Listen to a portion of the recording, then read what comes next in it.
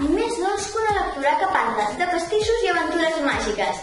Avui us recomano la trilogia Bliss a Clips de Lectura.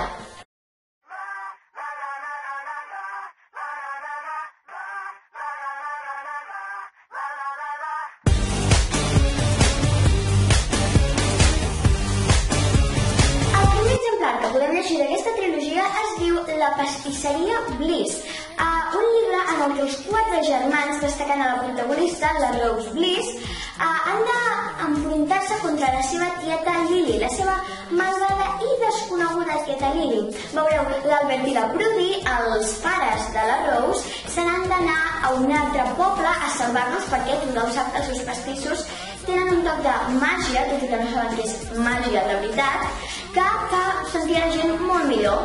I és per això que la seva tieta, quan els seus pares marxen, decideix venir a Font Calamitats, que és on viuen, i intentar robar el llibre de receptes màgic dels Bliss.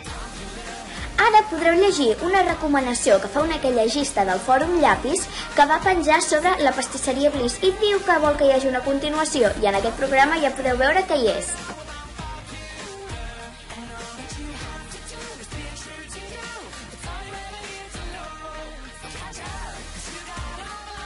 La seva tieta no deixa que el que diu la seva neboda de quedar-se amb la família impedeixi que compleixi els seus somnis. I és per això que en el següent llibre, Un toc de màgia, tota la família s'uneix per recuperar el llibre de receptes que es va endur la seva tieta.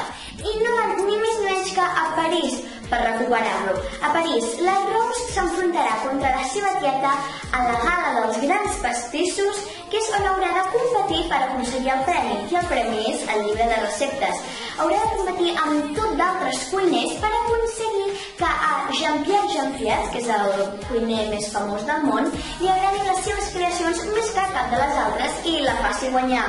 La seva tieta, però, té una mica d'avantatge, i és que ha creat una cosa que es diu l'ingredient màgic de la Lily, cosa que fa que qualsevol cosa que provi els seus pastissos faci que s'enamori automàticament d'ella. I això és el que li passa a la seva germana petita, la Lei, que quan ho prova s'enamora completament de la Lily i diguem que és una miqueta, només una miqueta, insuportable durant tot el llibre.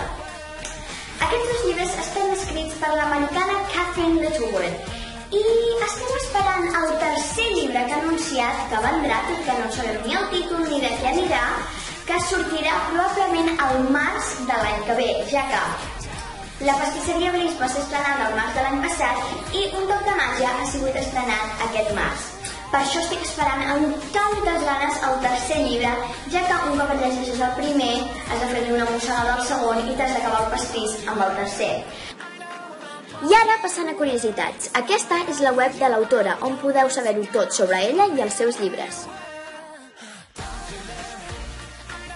En aquest apartat, com podeu veure, posa el llibre de la pastisseria Bliss i diu que vindrà properament. Anem a veure què serà. I si cliqueu al següent apartat, podreu jugar un joc inspirat en fer pastissos de la pastisseria Bliss.